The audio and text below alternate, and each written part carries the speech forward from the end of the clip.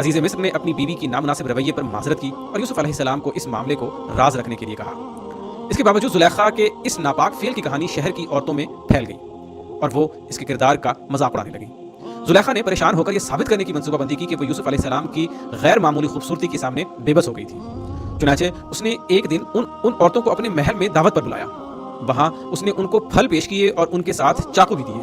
جب وہ عورتیں خوشی خوشی باتیں کر رہی تھیں اور پھل کاٹ رہی تھیں، زلیخا نے حضرت یوسف علیہ السلام کو بلایا۔ ان عورتوں نے یوسف علیہ السلام کو دیکھا اور ان کی فرشتہ صفت خوبصورتی پر حیران ہو کر اپنے ہاتھ کاٹ لیے۔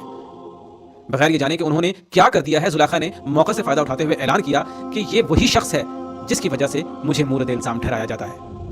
پھر اس نے حضرت یوسف علیہ السلام کو دھمکی دی کہ اگر اس نے اسے دوبارہ رد کیا تو اسے قید میں ڈال دیا جائے گا۔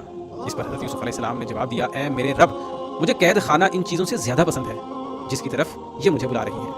اسی رات زلیخا نے اپنے شوہر کو قائل کر لیا کہ اس کی عزت اور اس کے رتبے کو محفوظ رکھنے کا واحد طریقہ یہ ہے کہ یوسف علیہ السلام کو قید کر دیا جائے۔ عزیز مصر کے لیے ایک مشکل فیصلہ تھا۔ وہ جانتا تھا کہ یوسف علیہ السلام بے گناہ ہے اور قابل اعتماد ہے، لیکن پھر بھی اس نے اپنی بیوی کی بات مان لی۔ چنانچہ یوسف علیہ السلام کو بے گناہ قید کر دیا گیا۔